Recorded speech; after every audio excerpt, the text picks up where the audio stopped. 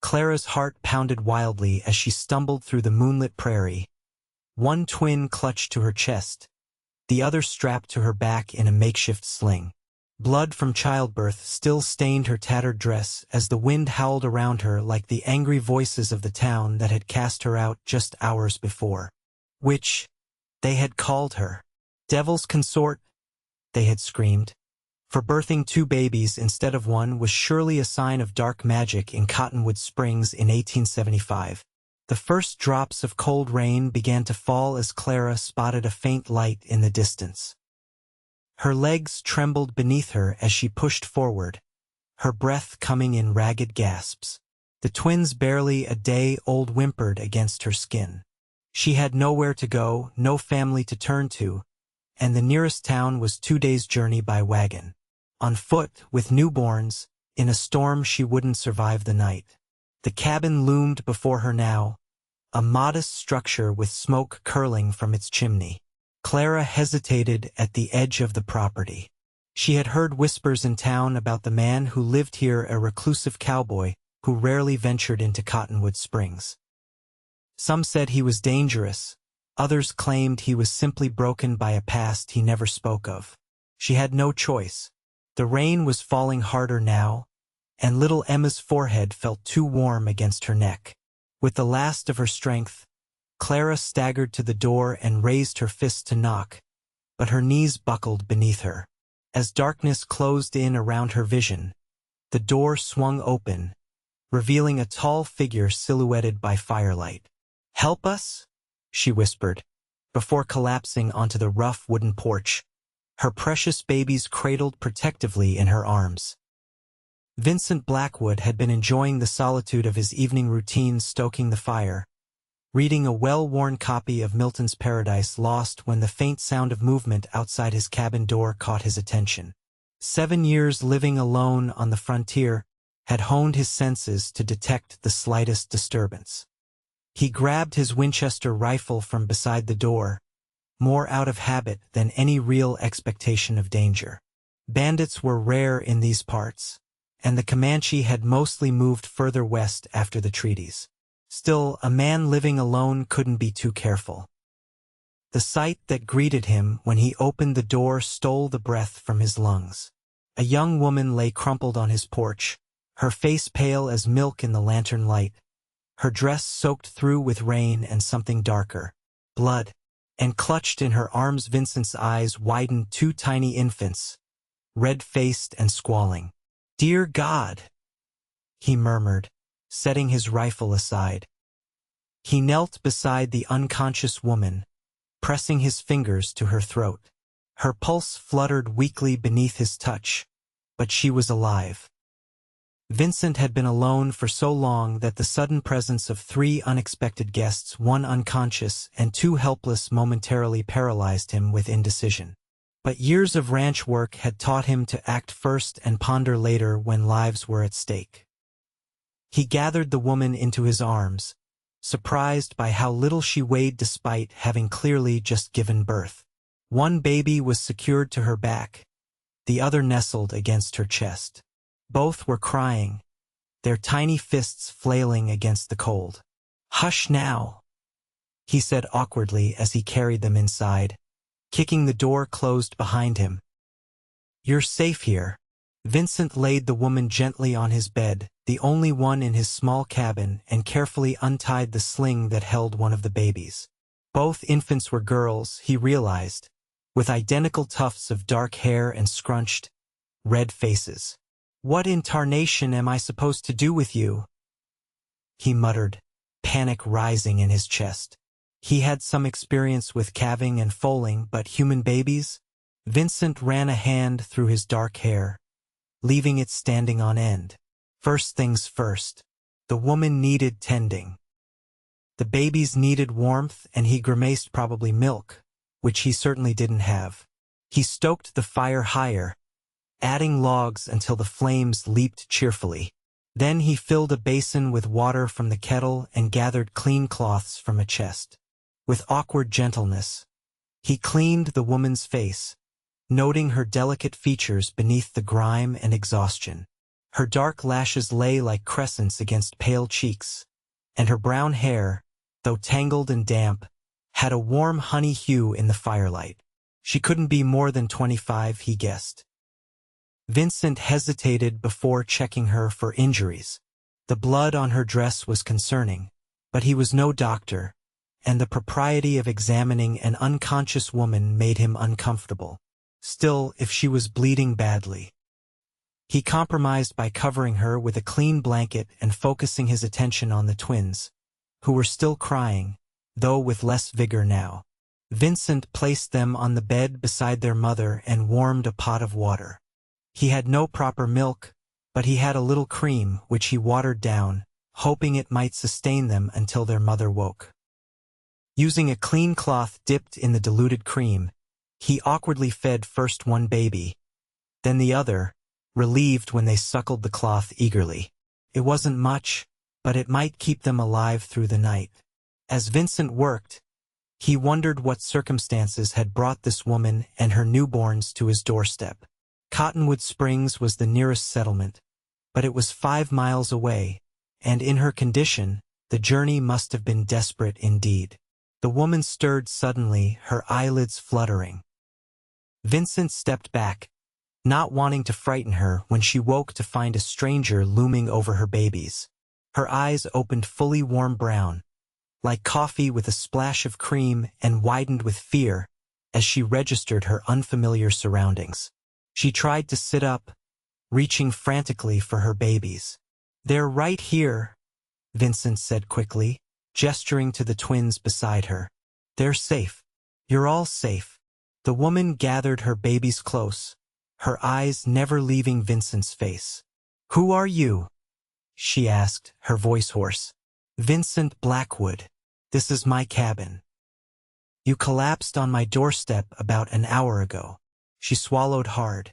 "I'm Clara, Clara Winters. These are my daughters, Emma and Elizabeth." Her voice broke. "Thank you for taking us in, Mr. Blackwood." "Vincent," he corrected automatically. "What happened to you, Mrs. Winters? Are you running from someone? A husband, perhaps?" He glanced at her left hand, but there was no ring. Clara's face hardened. "Miss Winters," she said. "And no, not running from someone. Running from everyone." She looked down at her twins, and her expression softened into one of fierce love. "I lived in Cottonwood Springs. When I gave birth to twins yesterday, the townsfolk," she broke off, her voice catching. "They said it was unnatural, evil. The midwife spread word that I must have consorted with the devil to bear 2 babies at once." Vincent stared at her in disbelief. "That's the most ridiculous thing I've ever heard." "Ridiculous, yes, but dangerous." Clara stroked her daughter's cheeks. "The preacher came to the boarding house where I lived. Said I had to leave town immediately or they'd—" She couldn't finish the sentence, but she didn't need to. Vincent had seen enough frontier justice to know what happened when fear and superstition took hold of a community. "You're safe here," he said again, more firmly this time. "No one from town comes out this way much, especially not in winter." Clara looked up, noticing for the first time the snow that had replaced the rain, now falling thickly past the small window. "Winter," she whispered. "How will we survive the winter? I have nothing, no money, no supplies for the babies." Vincent hesitated. He had lived alone since coming west 7 years ago, after losing everything in the war. His solitude was deliberate, a shield against further loss. Taking in this woman and her babies, even temporarily, meant breaching the careful walls he had built around his life. But what choice did he have? He couldn't turn them out into the snow, and Cottonwood Springs was clearly not safe for them. "You'll stay here," he said gruffly. "Until spring at least. When the weather clears, we can figure out somewhere safe for you to go." Clara's eyes filled with tears. "Why would you do that for strangers?" Vincent turned away, uncomfortable with her gratitude. "Because it's the decent thing to do," he said simply. Now you should rest. I've tried to feed the babies some watered-down cream, but they'll need proper milk. There's a goat in the barn. I'll bring her in at first light and see if her milk will do." "Thank you," Clara whispered. "I don't know how I'll ever repay you." Vincent nodded awkwardly and moved to the fireplace, arranging his bedroll on the floor. As he settled down for the night, listening to the soft breathing of the woman and her babies in his bed, Vincent wondered what he had gotten himself into. The solitary life he had carefully constructed was about to change dramatically, and he wasn't entirely sure he was ready for it. The night passed slowly for Clara. Though exhausted, she dozed fitfully, waking at every small sound: the settling of logs in the fireplace, the howl of wind outside, the soft breathing of the man sleeping on the floor across the room. Her twins slept better than they had since their birth, nestled against her body, their tiny hearts beating in tandem. Clara studied Vincent Blackwood's profile in the dying firelight. He was a handsome man, she admitted to herself, with strong features and a beard that couldn't quite hide the scar that ran along his jawline. His hands had been surprisingly gentle when he tended to her and the babies, though they were clearly the hands of a man accustomed to hard work, calloused and strong. What kind of man takes in a strange woman and her newborn twins without question? In her experience, men always wanted something in return. Yet Vincent had given up his bed, fed her babies, and promised shelter without asking for anything.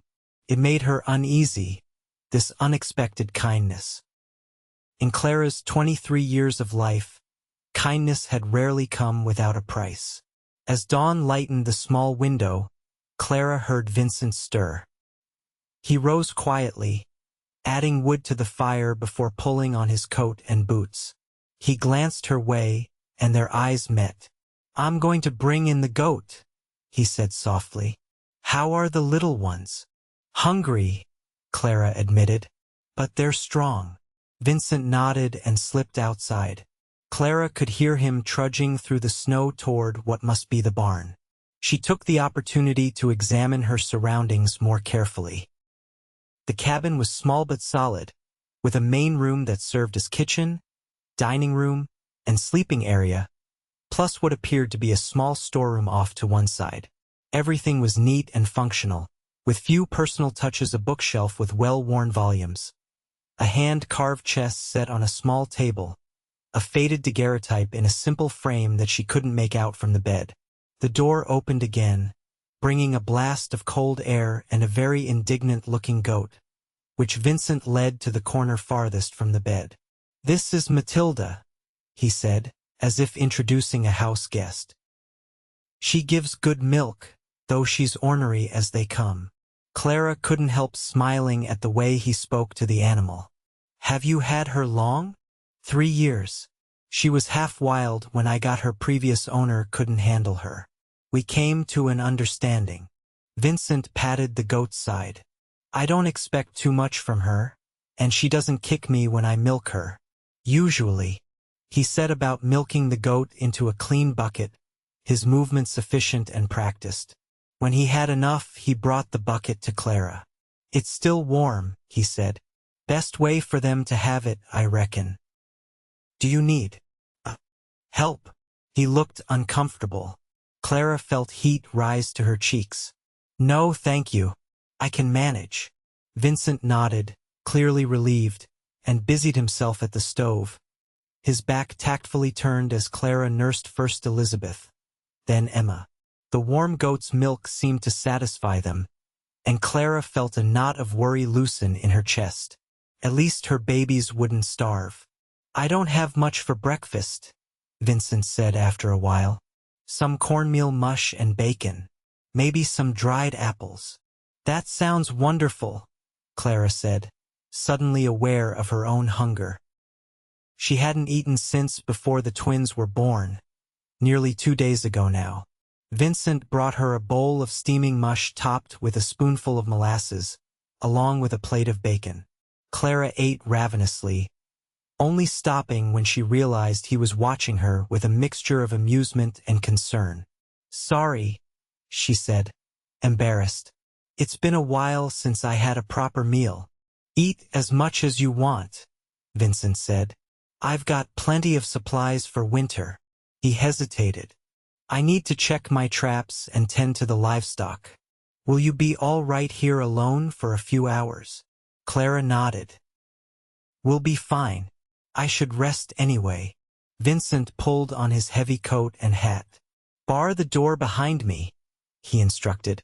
"I don't expect trouble, but better safe than sorry."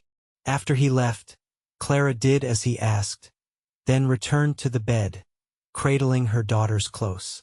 Despite her exhaustion, her mind raced with questions and uncertainties. What would happen when spring came? Where could she go with 2 babies and no family, no money? The thought of facing the world alone with her daughters made her chest tighten with fear. For now, at least they had shelter and food. Vincent Blackwood might be a stranger, but he had shown more kindness in one night than Clara had experienced in years. As she drifted off to sleep, Clara wondered about the man who lived alone in this remote cabin, and what sorrows or secrets had driven him to such solitude. Vincent trudged through the snow, checking his trap lines with practiced efficiency. 3 rabbits and a fox would provide good meat and fur. He gutted and skinned them on the spot, his mind elsewhere. The woman Clara and her babies complicated things. Vincent had built his life around routine and solitude, finding peace in the rhythm of days unmarked by human company. Now that rhythm was disrupted, his small cabin suddenly crowded with new life and responsibilities he hadn't sought. Yet as he worked, Vincent found himself hurrying, anxious to return to the cabin. What if the babies took ill? What if Clara needed something he hadn't thought to provide? What if men from Cottonwood Springs came looking for her? That last thought made his jaw clench. The idea that a community would cast out a young mother and her newborns over nothing but superstition and ignorance kindled a slow-burning anger in his chest. Vincent had seen enough cruelty during the war to last several lifetimes. He had no patience for it here, in this place he had chosen for its distance from the worst of humanity. By the time Vincent returned to the cabin, the sun was high, glinting off the snow with blinding brightness. He knocked softly before entering, not wanting to startle Clara. She was awake, sitting up in bed with one of his books open on her lap, a baby nestled in the crook of each arm. "Dickens," Vincent said, nodding toward the book. "You like A Tale of Two Cities?" Clara looked up, surprised. "I've never read it before. I hope you don't mind that I borrowed it." "Not at all. It's a good story. Sad, but good." Vincent hung his coat by the door and brought his day's catch to the wash basin. "We'll have rabbit stew tonight." Clara watched him work, her expression thoughtful. "You live out here all alone?" "7 years now," Vincent said, focusing on cleaning the rabbit meat. "Don't you get lonely?" Vincent shrugged. "Got used to it, I suppose. I go into town for supplies every few months. That's enough company for me." "Were you always a loner? Or did something happen to make you prefer solitude?" Clara asked, then immediately looked contrite. "I'm sorry, that's too personal. You don't have to answer." Vincent was quiet for so long that Clara thought he might not respond at all. Finally, he said, "I fought in the war, Confederate side. Lost everything, family, home, the woman I was supposed to marry. When it was over, there was nothing left for me in Virginia, so I came west." He kept his back to her, not wanting to see pity in her eyes. "Found I preferred my own company to most others." Clara digested this information silently. When she spoke, her voice was soft but not pitying. "I understand wanting to be alone. People can be cruel." "They can," Vincent agreed. "But they can also surprise you sometimes." He turned to face her. "Like you, coming all this way with newborns rather than leaving them behind." Clara's face hardened. "I would never abandon my children, no matter what anyone said about them or me." That's rare in my experience, Vincent said. Most people choose the easy path when things get difficult. There was no choice to make, Clara said simply, looking down at her daughters. They're mine, my responsibility, my joy. Vincent studied her, struck by the quiet strength in her voice. Clara Winters was clearly no stranger to hardship, yet there was a resilience about her that commanded respect. The baby's father, Vincent said hesitantly. Is he dead? No. Clara's mouth tightened. At least not that I know of. He was passing through Cottonwood Springs last spring, a cattle buyer from Kansas City. He made promises he never intended to keep. Her voice was matter-of-fact, without self-pity. When I wrote to tell him I was with child, the letter came back unopened. The address he gave me was false. Vincent felt a surge of anger toward this nameless man who had abandoned Clara to face pregnancy and childbirth alone. He doesn't know about the twins, then? No. And he never will, if I have anything to say about it. Clara's expression softened as she looked at her daughters. They deserve better than a father who didn't want them before they were even born. Vincent nodded, understanding all too well the pain of abandonment. He returned to preparing the rabbit meat, but his thoughts remained on Clara and her situation. By the time spring arrived, the passes would be clear enough to travel, but where would she go? A single mother with twins would find few doors open to her, especially with the stigma of having children out of wedlock. The thought of Clara and the babies leaving come spring left Vincent with an unexpected hollow feeling. He pushed it aside, focusing instead on the immediate needs before him. There would be time enough to worry about the future when winter loosened its grip on the mountains. The days fell into a surprisingly comfortable routine. Vincent rose before dawn to milk Matilda and tend to his small herd of cattle. Clara woke with the twins' first cries, feeding and changing them before preparing breakfast for herself and Vincent. During the day, she kept the cabin tidy, mended clothing, and cared for the babies while Vincent worked outside, hunting or chopping wood or repairing fences damaged by snow and wind. In the evenings, they ate together by lamplight, and afterward, Vincent would read aloud from one of his books while Clara nursed the twins. It was a simple life, but peaceful in a way neither of them had experienced in a long time. A week after Clara's arrival, a heavy snowstorm kept Vincent indoors for 3 days straight. The forced proximity could have been awkward, but instead, it gave them time to learn more about each other. Clara told Vincent about growing up in St. Louis, the daughter of a schoolteacher who died of influenza when Clara was 16. With no other family, she had taken work as a seamstress, eventually saving enough to move west, drawn by advertisements for female teachers in frontier towns. Cottonwood Springs needed a teacher, she explained as she kneaded dough for bread.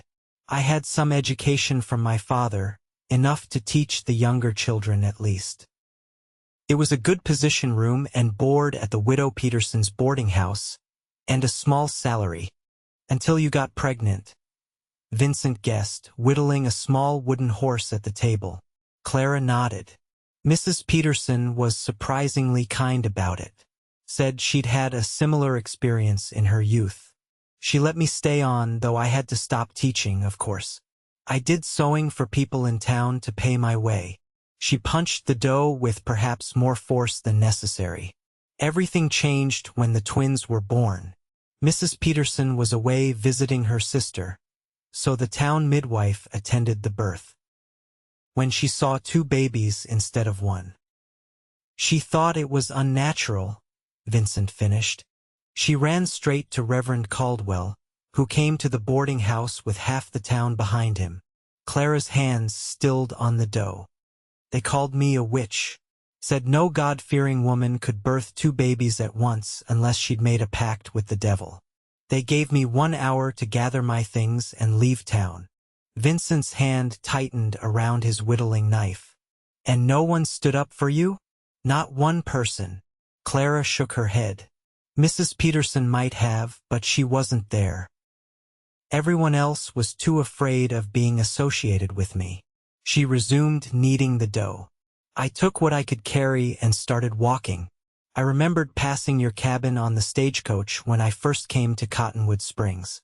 It was the only place I could think to go. Lucky for you I was home, Vincent said quietly. Clara looked up, meeting his eyes. Yes, very lucky.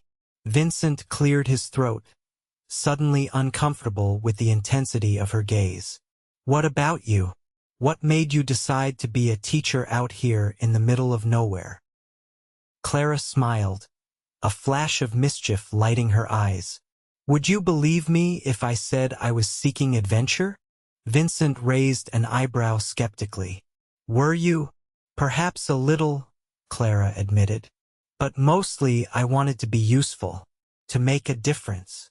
Her smile faded. There weren't many options for a woman alone in St. Louis, especially without family connections. Out here, at least, people care more about what you can do than who your people are. Usually, Vincent amended, thinking of the townsfolk who had driven her out. Usually, Clara agreed. She shaped the dough into a loaf and set it near the fire to rise. What about you? Why choose this particular spot to settle? Vincent resumed his whittling, considering his answer. I wanted land of my own, somewhere quiet, with good water and shelter from the worst of the weather. This valley has everything a man could need: timber, game, grazing for cattle. And it's far enough from town that people don't bother me much. Until now, Clara said softly. Vincent looked up. You're not a bother, Clara. She held his gaze for a moment, then looked away, a faint blush coloring her cheeks. The twins keep you up at night with their crying. I've taken your bed. You've had to bring that poor goat inside every morning because I can't go to the barn in this weather. I'd say that qualifies as a bother. I've slept in worse places than the floor of my own cabin, Vincent said. And Matilda secretly enjoys the extra attention, though she'd never admit it. As if on cue, the goat bleated from her corner, making both of them laugh. The tension in the room eased, and they fell into comfortable conversation about less weighty matters: the books Vincent had collected over the years, the places Clara had always wanted to see, the twins' daily developments as they grew stronger. By the time the storm passed, leaving behind pristine snow and brilliant blue skies, something had shifted between them. A tentative friendship had formed, built on shared stories and quiet evenings by the fire. Vincent found himself looking forward to their conversations, to hearing Clara's opinions on the books they read together, to watching her face light up when one of the twins grasped her finger or made a new sound. For her part, Clara began to trust that Vincent's kindness came without conditions or expectations. The wariness that had been her constant companion since arriving slowly gave way to a genuine appreciation for the man who had taken in 3 strangers without hesitation. Neither of them spoke of spring, or what would happen when the snow melted and the mountain passes cleared. That reckoning seemed far away in the depths of winter, a problem for another time. For now, they had created a fragile peace in the small cabin, a temporary family forged by circumstance rather than choice.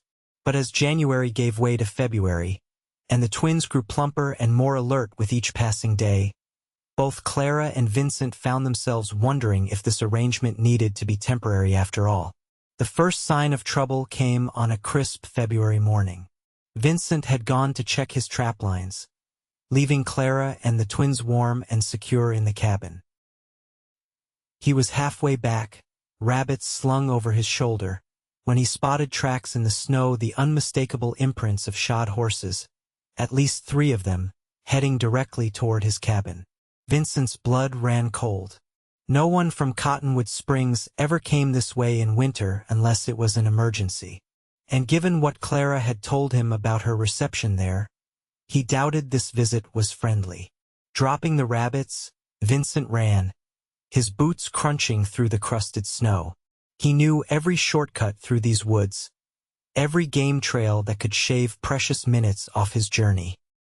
Still, he feared he wouldn't reach the cabin in time. As Vincent crested the final rise, he saw 3 horses tied to the rail outside his cabin. The door was closed, but he could hear raised voices from within. Drawing his pistol, Vincent approached cautiously, staying low and out of sight of the cabin's windows. "Can't just let you stay out here, miss," a man was saying, his voice carrying through the thin walls. "It ain't proper, a young woman living with a man who ain't her husband. And those babies need proper Christian care." "My daughters are receiving excellent care, thank you." Clara's voice was cold and clear. "And my living arrangements are none of your concern, Reverend Caldwell." "Now, see here." Another voice broke in, deeper and more authoritative. "The town council has discussed your situation, and we've decided to be charitable, despite your condition. We're willing to take you back to Cottonwood Springs. The babies can be given to good Christian families who will raise them properly, and you can have a fresh start elsewhere." Vincent had heard enough. He kicked the door open, his pistol leveled at the intruders. "Get out of my house," he said quietly. 3 men stood in his cabin, one tall and thin in a preacher's black coat, one portly and well-dressed with the look of a merchant, and the third younger, with a deputy's badge pinned to his worn jacket. They all started at Vincent's sudden appearance, hands instinctively reaching for weapons. "Don't," Vincent warned, his voice deadly calm, "unless you want to explain to the territorial marshal why you broke into a man's home and threatened a woman under his protection." "Now, Blackwood," the merchant began, "this is a misunderstanding. We've come to help Miss Winters and those poor children. It's not right, them being out here with no proper care." "They have proper care," Vincent said, "and they're staying right here." Clara stood by the bed, the twins clutched protectively to her chest. Her face was pale but resolute. "I told you, I'm not going back to Cottonwood Springs. Not after the way you treated us." The Reverend stepped forward, his thin face pinched with disapproval. "Miss Winters, you must see reason. Those children need a mother and a father, a proper Christian upbringing." "Those children have a mother," Vincent interrupted, "and they're staying with her. Here, with me." The 3 men exchanged glances. The young deputy spoke for the first time, his hand hovering near his holstered pistol. "Are you saying you're taking responsibility for them, Blackwood? For all 3 of them?" Vincent didn't hesitate. "That's exactly what I'm saying." The merchant, who Vincent now recognized as Harold Jenkins, owner of the general store in Cottonwood Springs, cleared his throat uncomfortably.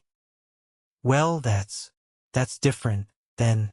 If you're willing to make an honest woman of her—" "I didn't say anything about marriage," Vincent cut in, though the idea sent an unexpected jolt through him. "I said they're under my protection, on my property, and you're trespassing." The Reverend drew himself up indignantly. "This is most irregular, most improper. The town cannot condone such an arrangement." "The town doesn't have to condone anything," Vincent said evenly. "What happens on my land is my business. Now, I suggest you gentlemen leave before I lose what little patience I have left." For a tense moment, no one moved. Then the deputy, showing more sense than his companions, touched the Reverend's arm. "Come on, Reverend. Mr. Jenkins, let's go. We've said our piece." Reluctantly, the older men allowed themselves to be ushered toward the door. The Reverend paused on the threshold, turning back with one final admonition. "This isn't over, Miss Winters. Think of your immortal soul, and the souls of those innocent babes." Vincent stepped forward, his patience finally exhausted. "Goodbye, Reverend," he said pointedly, and closed the door firmly in the man's face. For a long moment, Vincent stood with his back to the door, listening as the men mounted their horses and rode away. Only when the sound of hoofbeats had faded completely did he turn to face Clara. She stood exactly where she had been, the twins now sleeping peacefully against her chest, apparently undisturbed by the confrontation. Clara's face was a study in mixed emotions: relief, gratitude, and something else Vincent couldn't quite name. "Thank you," she said simply. Vincent holstered his pistol and crossed to the fireplace, needing something to do with his hands. "You don't have to thank me. I meant what I said. You and the girls are staying here as long as you want." "They'll be back," Clara said quietly. "Maybe not those three specifically, but someone from town. They won't let it rest." Vincent poked at the fire, sending sparks up the chimney. "Let them come. This is my land. My home." He straightened, meeting her eyes. "Our home. For as long as you want it to be." Clara searched his face, looking for any sign that he was saying this out of obligation or pity. She found none, only the straightforward honesty that had been Vincent's hallmark since the night she collapsed on his doorstep. "I don't want to be a burden to you," she said carefully. "You've already done more than anyone could have expected." Vincent took a step toward her, then stopped, unsure of himself.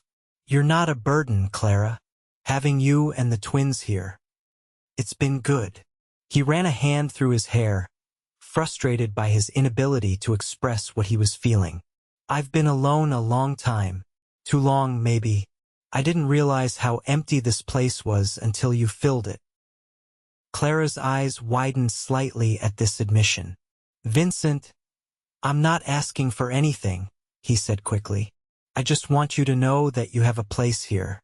All three of you. For as long as you want it." Clara carefully laid the sleeping twins on the bed and crossed to where Vincent stood.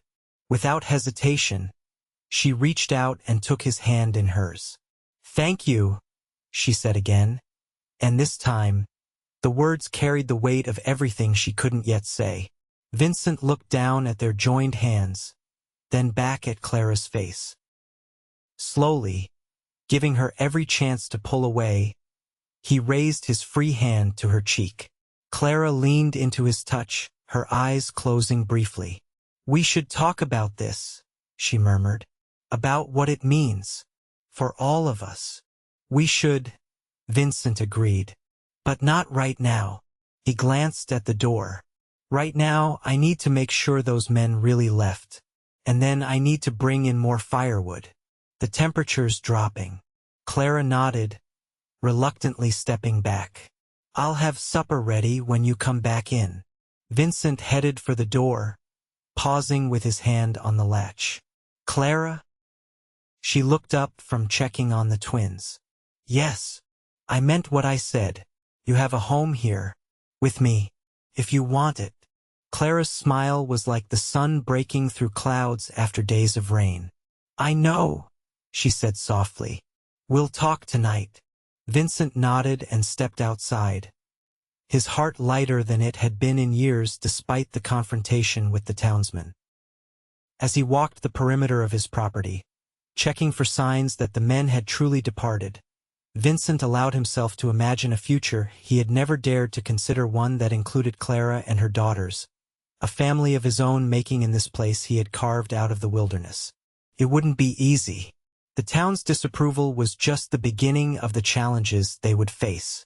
But as Vincent looked back at the cabin, smoke curling from its chimney into the clear winter sky, he knew with bone-deep certainty that Clara and the twins belonged there, with him. For the first time since the war had stolen everything he valued, Vincent Blackwood dared to hope for a second chance at happiness. That evening, after the twins were fed and sleeping peacefully in the makeshift cradle Vincent had constructed from a wooden crate and soft furs, Clara and Vincent sat before the fire, the remains of their supper pushed aside. "They'll come back," Clara said, picking up the conversation where they had left it earlier. "Not tomorrow perhaps, but soon. Men like Reverend Caldwell don't give up easily, especially when they believe they're doing God's work." Vincent stoked the fire, considering her words. "What do you want to do?" Clara studied her hands, folded in her lap. I won't go back to Cottonwood Springs.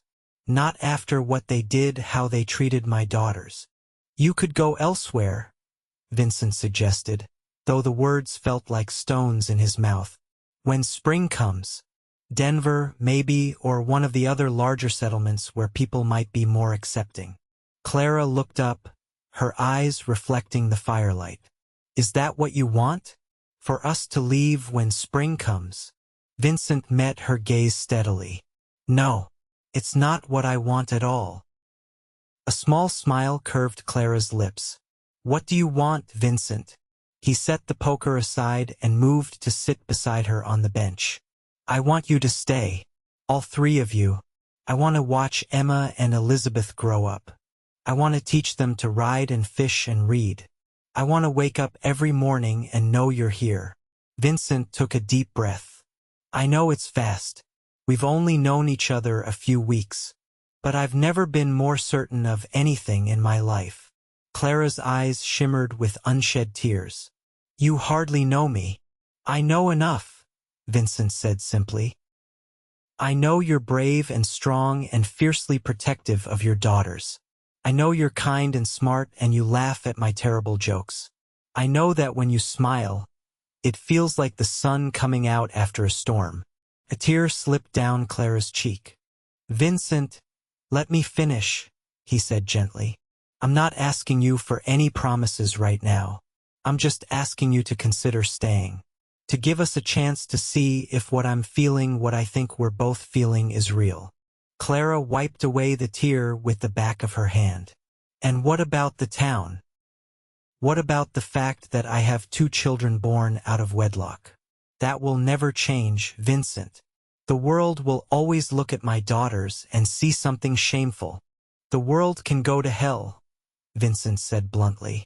What matters is how we look at them. And I see 2 perfect little girls who deserve every chance at happiness. He hesitated, then took her hand. As for the town, there are ways to handle that if you're willing. Clara raised an eyebrow. What do you mean? Vincent's thumb traced gentle circles on the back of her hand. We could get married, he said quietly. Not right away. When you're ready, if you're ever ready. It would silence the gossips. Give the girls a name, make things easier all around. Clara stared at him, speechless. It wouldn't have to change anything between us, Vincent added quickly. Not unless you wanted it to. It would just be protection. For all of you. Clara pulled her hand away slowly. I can't let you sacrifice your future for us, Vincent. Marriage it's forever. At least it should be. It's not a sacrifice if it's what I want, Vincent said. And yes, forever is exactly what I'm thinking about. Clara stood up abruptly, pacing the small space between the table and the fire. This is too fast. Too much. A month ago, I was alone and pregnant and terrified. Now you're offering me everything. A home. A name for my children. Security. She stopped pacing and faced him. Why? Why would you do this for someone you barely know? Vincent rose as well, but kept his distance, not wanting to crowd her. Because from the moment I opened that door and found you on my porch, something changed. I've been sleepwalking for 7 years, Clara. Just existing, not really living. You and the twins woke me up. He ran a hand through his hair in frustration. I'm not explaining this well. No, you are, Clara said softly. I feel it too. This connection. But I'm afraid. Of what? Of depending on someone else.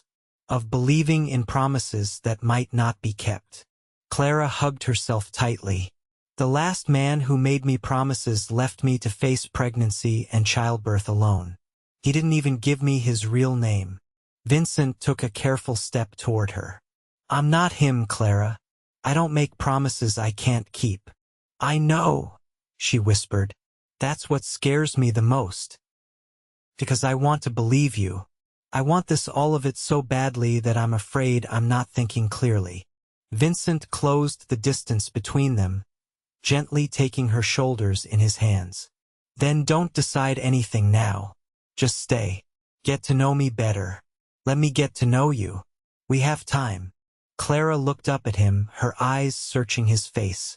Do we? What happens when the townspeople come back? Or when the twins need more than we can provide here? We'll face those challenges when they come, Vincent said. Together, if you're willing. Clara was silent for a long moment, weighing his words against her fears.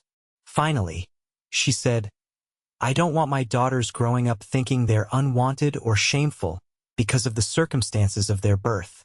They won't, Vincent promised. Not if I have anything to say about it. Clara took a deep breath. All right, we'll stay at least until spring, and then we'll see where we stand. It wasn't everything Vincent had hoped for, but it was a beginning. He smiled, relieved. That's all I'm asking for now. Clara's answering smile was tentative but genuine. Thank you, Vincent, for everything. Before he could respond, one of the twins, Elizabeth, with her slightly louder cry, began to fuss in the cradle. Clara moved to attend to her, the moment between them broken but not forgotten. As Vincent watched Clara lift Elizabeth gently, murmuring soothing words to the infant, he felt a surge of protectiveness so fierce it almost took his breath away. In that moment, he silently vowed that no harm would come to Clara or her daughters, not as long as he had breath in his body to prevent it. The people of Cottonwood Springs might try to interfere, but Vincent Blackwood had faced worse enemies than small-minded townsfolk. Clara and the twins were his family now, whether she was ready to acknowledge it or not. And a man protected his family no matter the cost. Spring came early that year, the snow melting from the valleys by mid-March while the peaks remained white against the blue sky. The creek that ran behind Vincent's cabin swelled with snowmelt, its cheerful gurgling a constant backdrop to their days. In the 2 months since the townsman's visit, life had settled into a comfortable routine. Vincent expanded his daily chores to include improvements to the cabin, adding a small second room for the twins, reinforcing the roof, building a proper crib to replace the makeshift cradle. Clara took over the household tasks, cooking and cleaning and caring for the babies with quiet efficiency. They still slept separately, Vincent on his bedroll by the fire, Clara in the bed with the twins beside her in their crib. But the distance between them had diminished in other ways. They talked late into the evening after the twins were asleep, sharing stories from their pasts, their hopes for the future. Sometimes Vincent would reach for Clara's hand as they sat by the fire, and she would let him hold it, their fingers entwined in comfortable silence. The twins were thriving, growing plumper and more alert with each passing day. At 3 months old, they had distinct personalities already: Emma quieter and more observant, Elizabeth louder and more demanding. Both had Clara's warm brown eyes and a dusting of dark hair that was beginning to curl at the ends. Vincent found himself utterly enchanted by the babies. He fashioned rattles for them from hollowed gourds filled with dried beans, and spent hours holding them while Clara rested, talking to them in a low, gentle voice about everything from the cattle grazing on the spring grass to the constellations visible from their doorstep at night. Clara watched the growing bond between Vincent and her daughters with a mixture of joy and trepidation. Joy because the twins deserved a father's love, and Vincent gave it freely, without reservation. Trepidation, because with each passing day, it became harder to imagine leaving this place, this life they had built together. The townsfolk hadn't returned, but Clara knew it was only a matter of time. The snow-blocked passes were clearing, and soon travel would be easy again. Decisions that had seemed distant in the depths of winter now loomed before her, demanding attention. One evening in late March, as they sat on the porch watching the sunset paint the western sky in shades of gold and crimson, Clara finally broached the subject they had both been avoiding. "Spring is here," she said quietly. Vincent nodded, his eyes on the distant mountains. It is. We said we'd decide. About staying. Vincent turned to look at her, his expression serious. Have you decided? Clara took a deep breath. I want to stay. The twins are happy here. They're growing strong. And I? She hesitated, then plunged ahead. I'm happier than I've been in a very long time. The tension in Vincent's shoulders eased visibly. I'm glad. This place hasn't felt like a home until you three were in it. Clara twisted her hands in her lap, gathering courage for what she needed to say next. But I've been thinking about what you said. About marriage. About making things official. Vincent went very still, waiting. If we're going to stay, Clara continued, then I think you were right. Marriage would be the practical solution. It would give the girls your name, make things simpler with the town, with anyone who might question our arrangement. Vincent studied her face in the fading light. Is that the only reason you'd consider marrying me, Clara? Practicality? Clara met his gaze steadily. No, it's not the only reason. Vincent reached out and took her hand, his calloused fingers warm against her skin. Tell me the other reasons. Because I've come to care for you, Clara said softly. More than I thought possible after everything that happened. Because you've been kind and patient and generous. Because you love my daughters as if they were your own. They are my own, Vincent said simply. In every way that matters. Clara's eyes filled with tears. That's why I would marry you, Vincent. Because you're the kind of man who can say that and mean it with his whole heart. Vincent lifted her hand to his lips, pressing a gentle kiss to her knuckles. Is that a yes, then? Clara nodded, a tear spilling down her cheek. Yes, if you still want us, then yes. Vincent's smile was brilliant in the gathering dusk. I've never wanted anything more in my life. He leaned forward slowly, giving Clara every chance to pull away. When she didn't, he kissed her gently, his lips warm and firm against hers. It was a brief kiss, sweet and full of promise, but it left them both breathless.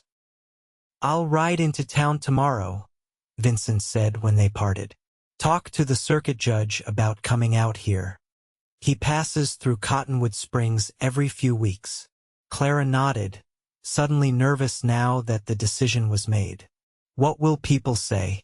The town, Vincent's expression hardened slightly. It doesn't matter what they say. But if anyone has the nerve to say it to your face, they'll answer to me. Clara placed her hand on his arm. No confrontations, Vincent. Please. For the twins' sake, we need to find a way to coexist with the town, even if they never fully accept us. Vincent covered her hand with his own. I'll be diplomatic, he promised. But I won't let anyone disrespect you or the girls. Not ever again. Clara smiled, reassured by his protective instinct even as she hoped it wouldn't be needed. Fair enough. They sat in companionable silence as the last light faded from the sky and the first stars appeared. Tomorrow would bring new challenges: the town's reaction to their news, preparations for a wedding, decisions about their future together. But tonight, sitting hand in hand on the porch of the cabin that had become their home, Clara and Vincent were content simply to be together, with the twins sleeping peacefully inside and the vast, star-studded sky overhead.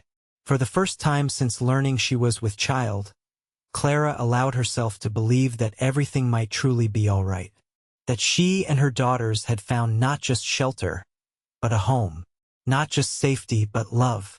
The road ahead would not be easy, but she would not walk it alone. Vincent's journey into Cottonwood Springs the next day was both productive and revelatory. The circuit judge was indeed expected within the fortnight, and Vincent made arrangements for him to perform the wedding ceremony at the cabin. The town's reaction to the news was mixed. Some, like the widow Peterson, expressed genuine happiness for Clara and the twins, while others, particularly Reverend Caldwell and his followers, maintained their disapproval. "That poor man," Vincent overheard one woman whispering to another as he left the general store. "Taking on another man's children like that. Those twins will bring nothing but trouble." Vincent had to bite his tongue to keep his promise to Clara about avoiding confrontations, but he managed to leave town without incident, a wagon loaded with supplies for the coming wedding and the family's future together. The wedding itself was a simple affair, held on the porch of the cabin on a perfect April morning. Judge Harrison officiated, his weathered face solemn as he guided Vincent and Clara through their vows. The widow Peterson stood as witness, having ridden out from town specifically for the occasion, along with the blacksmith and his wife, who had always been kind to Clara during her time in Cottonwood Springs. Clara wore a blue dress that Mrs. Peterson had helped her alter to fit her post-pregnancy figure, with wildflowers in her hair that Vincent had gathered at dawn. The twins, now nearly 4 months old, were dressed in matching white gowns that Clara had sewn from flour sacks bleached pristine white, with tiny ribbons at the necklines. "Do you, Vincent Blackwood, take this woman to be your lawfully wedded wife?" Judge Harrison asked, his voice carrying clearly in the mountain air. Vincent looked at Clara, his heart in his eyes. "I do. And do you, Clara Winters, take this man to be your lawfully wedded husband?" Clara smiled up at Vincent, her earlier nervousness replaced by quiet certainty. "I do.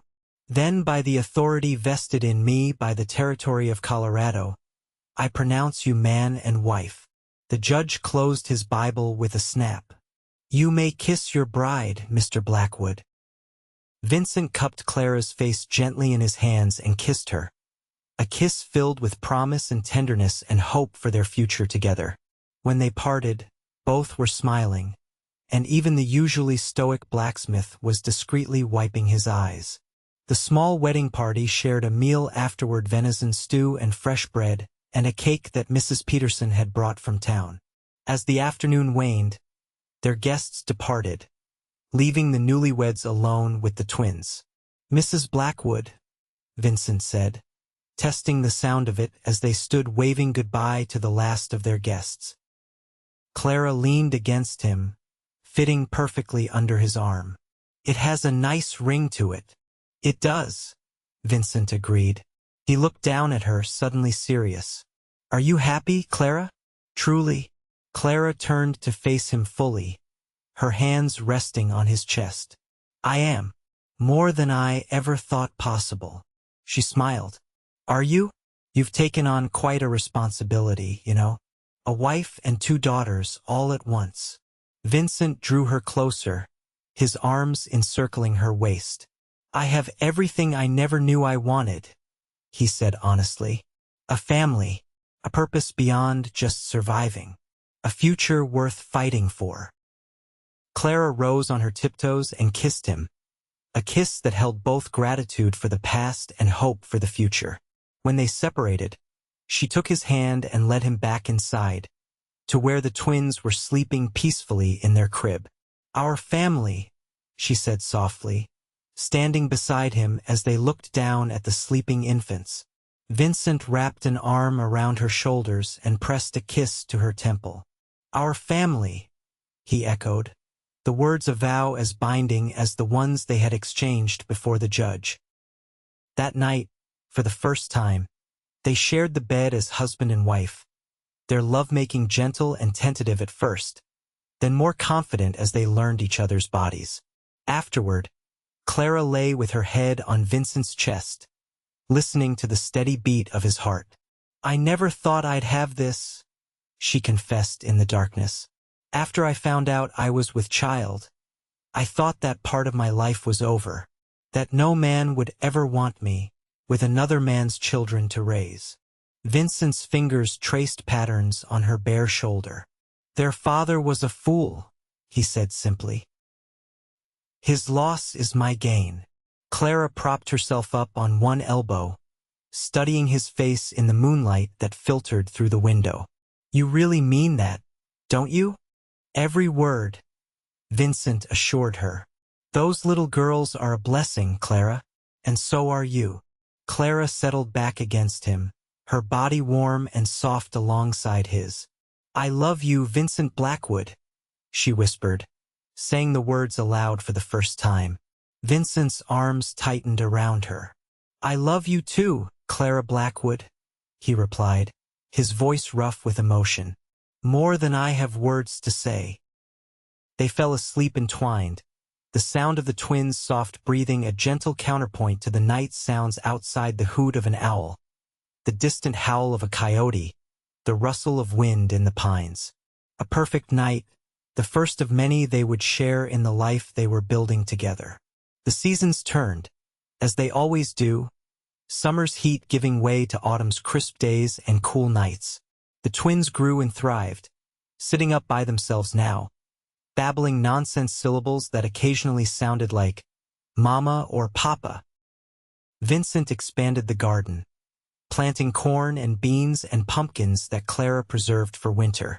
They added chickens to their small menagerie, and Vincent traded a calf for a milk cow, making Matilda the goat quite indignant until she was reassured of her continued place of honor in the household. Their relationship with Cottonwood Springs remained complicated. Some townspeople, like Mrs. Peterson and the blacksmith's family, had fully accepted their marriage and occasionally visited the cabin, cooing over the twins and bringing small gifts. Others maintained a cool distance, civil but not friendly when Vincent came to town for supplies. Reverend Caldwell remained openly hostile, preaching sermons about sin and redemption that, while never mentioning the Blackwoods by name, were clearly directed at their situation. But as the months passed and it became clear that Vincent and Clara's marriage was solid and the twins were flourishing, even the Reverend's rhetoric lost some of its fire. By the twins' first birthday in early December, life had settled into a rhythm that suited them all. The cabin had been expanded again, with a proper kitchen and a bedroom for the twins separate from Clara and Vincent's room. Vincent had built a sturdy fence around the yard, creating a safe place for the girls to play as they began toddling around on increasingly steady legs. On a snowy evening just before Christmas, as they sat by the fire after putting the twins to bed, Clara shared news that would change their family once again. Vincent, she said, setting aside her mending, I have something to tell you. He looked up from the book he was reading, something in her tone catching his attention. What is it? Clara took a deep breath. I'm with child again. Our child. Vincent stared at her for a long moment, processing her words. Then he was on his knees before her chair, his hands framing her face. A baby? Our baby. Clara nodded, tears of happiness shining in her eyes. Due in summer, I think. July, perhaps. Vincent kissed her, then pulled back to look at her with concern. Are you well? Do you need anything? Should I ride for the doctor? Clara laughed, touching his cheek tenderly. I'm perfectly fine, Vincent. Women have been having babies since the beginning of time. But your concern is sweet.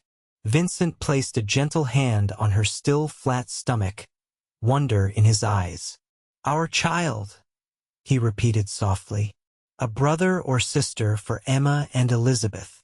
They'll be wonderful big sisters, Clara said, covering his hand with her own. They're already so caring with their dolls. Vincent nodded, still processing the news. We'll need to add another room to the cabin. Eventually, Clara agreed, but not right away. The baby can sleep in our room at first, like the twins did. Vincent stood, pulling her to her feet and into his arms. I love you, Clara Blackwood, he said fervently. You've given me more happiness than I ever thought possible. Clara leaned into his embrace, secure in the knowledge that their child would be born into a home filled with love. We've given it to each other, she corrected gently, and to Emma and Elizabeth, and now to this new little one. As they stood together before the fire, snow falling softly outside the windows of their snug cabin, Clara reflected on the journey that had brought them to this moment. From the desperate night when she had collapsed on Vincent's doorstep with her newborn twins, to this peaceful evening as husband and wife, expectant parents, a family complete in all the ways that mattered. The path had not been easy. There had been struggles and adjustments, disapproval to face and practical challenges to overcome. But through it all, Vincent had been her rock, his love for her and the twins unwavering, his determination to protect and provide for them absolute. And Clara had found strength she never knew she possessed, strength to trust again, to love again, to build a life from the ashes of her plans and dreams. In this remote cabin, far from the life she had once envisioned for herself, she had found home in its truest sense. As Vincent held her close, his hands still resting protectively over their unborn child, Clara sent up a silent prayer of gratitude for the twist of fate that had led her to his door on that desperate winter night. What had seemed like the end of her world had been, in truth, just the beginning of a far better story than she could have written for herself. "What are you thinking?" Vincent asked, noting her thoughtful expression. Clara smiled up at him, her heart full. "I'm thinking that sometimes, the worst moments of our lives lead us to the best ones. If I hadn't been cast out that night, we wouldn't be here now," Vincent finished for her. "Together." "Exactly." Clara rested her head against his chest, listening to the steady beat of his heart. Everything happened exactly as it was meant to. Outside, the snow continued to fall, blanketing the world in pristine white. Inside the cabin, the fire crackled merrily, casting dancing shadows on the walls. From the twins' room came the soft sounds of their breathing, peaceful in sleep. And in the circle of Vincent's arms, Clara Blackwood, once cast out and alone, found all the love and acceptance she had ever yearned for, a woman who had lost everything, only to gain a family and a future more precious than she had ever dared to dream. Summer arrived with long golden days and brief, star-studded nights. The garden flourished under Clara's care, providing fresh vegetables for their table. The twins, now 18 months old, chattered constantly in a language that was increasingly comprehensible, delighting their parents with new words and discoveries each day. Clara's pregnancy progressed smoothly, her belly growing round beneath the loose dresses she had sewn in anticipation of the baby's arrival. Vincent hovered protectively, insisting she rest frequently and taking on more of the household chores despite her protests that she was perfectly capable. "I carried twins, Vincent," she reminded him one evening as he shooed her away from the supper dishes. "One baby is practically a holiday by comparison." He grinned, kissing her forehead. "Humor me. I missed this part the first time around." Clara couldn't argue with that. The thought of Vincent experiencing each stage of this pregnancy, from the first flutter of movement to the strong kicks that now kept her awake at night, filled her with a bittersweet joy.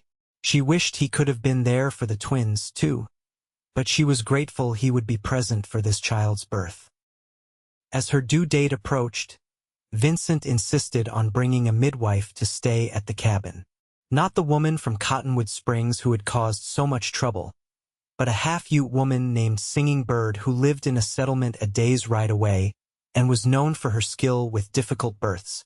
"This birth won't be difficult," Clara assured him, but she didn't object to the plan. Having experienced assistance would be a welcome change from the twins' birth, when she had labored alone except for the judgmental presence of the town midwife. Singing Bird arrived 2 weeks before Clara's expected delivery, a calm, capable woman who quickly won Clara's trust with her gentle competence and practical knowledge. She examined Clara thoroughly and pronounced both mother and baby healthy. "This one is positioned well," she told Clara, her hands moving expertly over Clara's rounded belly. "Not like twins who sometimes compete for space. This baby knows where to go." The labor began on a hot July afternoon while Vincent was checking the cattle in the north pasture. Clara was in the garden with the twins, who were helping her pick beans by placing them carefully in a basket, when the first contraction gripped her. "Singing bird," she called, straightening slowly as the pain receded. "I think it's time." The midwife emerged from the cabin where she had been preparing herbs, took one look at Clara's face, and nodded. "Inside," she said calmly. "I will bring the little ones." Clara made her way to the bedroom, pausing twice for contractions that were already coming closer together than she had expected. This labor was progressing much faster than the twins' birth had. By the time Vincent returned, alerted by the absence of smoke from the chimney that something was amiss, Clara was deep in labor. Her world narrowed to the rhythm of contractions and the brief respites between. "The twins?" she asked when Vincent appeared in the doorway, his face pale with concern. "With Mrs. Peterson," he assured her, moving to her side and taking her hand. The widow had come to visit that morning and had happily agreed to watch the girls while Clara labored. "They're fine. How are you?" Clara managed a smile that turned into a grimace as another contraction built. "This one is in a hurry," she gasped. Vincent looked to Singing Bird for confirmation. The midwife nodded serenely. "The baby comes quickly. Strong spirit, this one." For the next hour, Vincent remained at Clara's side, holding her hand, wiping her brow with a cool cloth, murmuring encouragement as she worked to bring their child into the world. Unlike the town midwife who had attended the twins' birth, Singing Bird created an atmosphere of calm purpose, her quiet confidence reassuring both parents. "Now," Singing Bird said at last, positioning herself at the foot of the bed. "The baby is ready. Push, Clara." Clara bore down with all her strength, Vincent supporting her shoulders as she worked. 3 powerful pushes later, their child slipped into the world with a lusty cry that brought tears to Vincent's eyes. "A son," Singing Bird announced, placing the squalling infant on Clara's chest. "Strong and perfect." Clara cradled the baby, her exhaustion forgotten as she took in his red face, shock of dark hair, and perfectly formed features. "A boy," she whispered, looking up at Vincent with joy. "We have a son." Vincent touched the baby's cheek with a trembling finger, overwhelmed by the miracle of his child's birth. "He's beautiful," he said, his voice rough with emotion. "Like his mother." Singing Bird efficiently completed her work, delivering the afterbirth and ensuring Clara was not bleeding excessively, before discreetly leaving the new parents alone with their son. "What shall we call him?" Clara asked, as the baby nuzzled against her breast and began to nurse. Vincent sat on the edge of the bed, his arm around Clara's shoulders, gazing down at their son with undisguised adoration. "What about James? After my father?" Clara nodded, studying the baby's face. "James Vincent Blackwood. It suits him." Vincent pressed a kiss to her temple. "Thank you," he said softly, "for our son, for our family, for everything."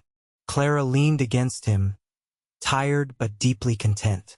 "Our family," she echoed. "It has a nice ring to it." By the time autumn painted the aspen groves gold and crimson, James was a sturdy, smiling infant, adored by his parents and his big sisters, who competed for the privilege of helping with his care.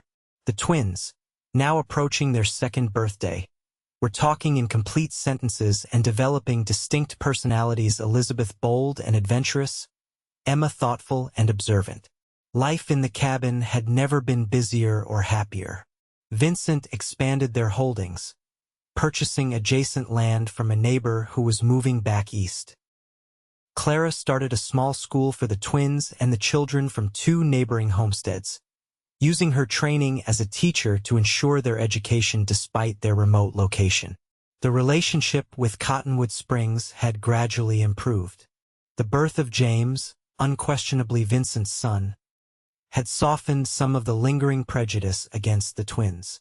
Even Reverend Caldwell had moderated his stance, especially after Vincent made a substantial donation toward the new church roof.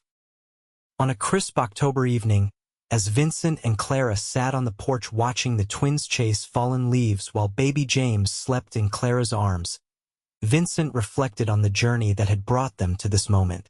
If someone had told me 3 years ago that I'd be sitting here with a wife and 3 children, I'd have thought they were touched in the head, he said, taking Clara's free hand in his.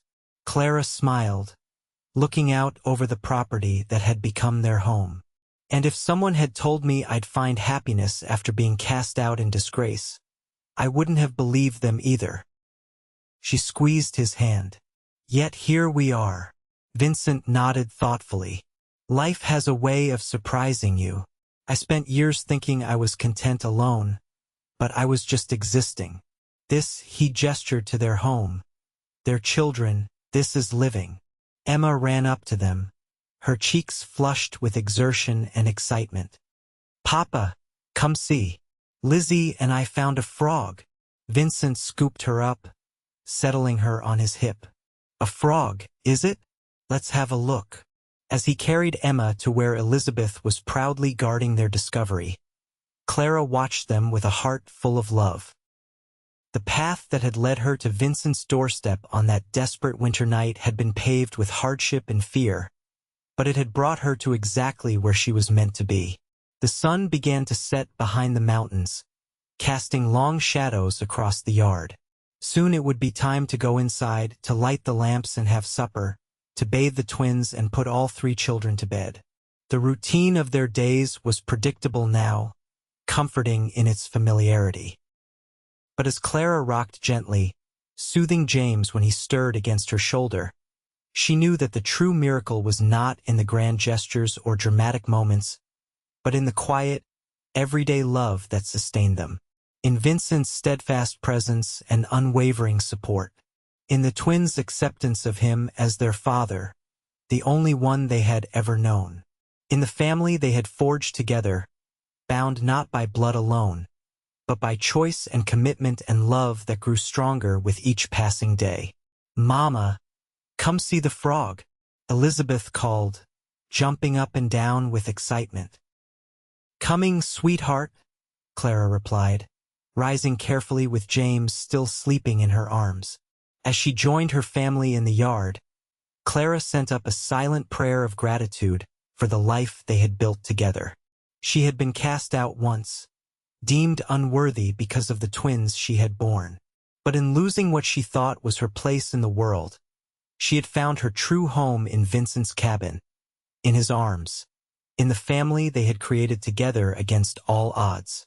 And that, Clara knew with bone-deep certainty, was where she had belonged all along.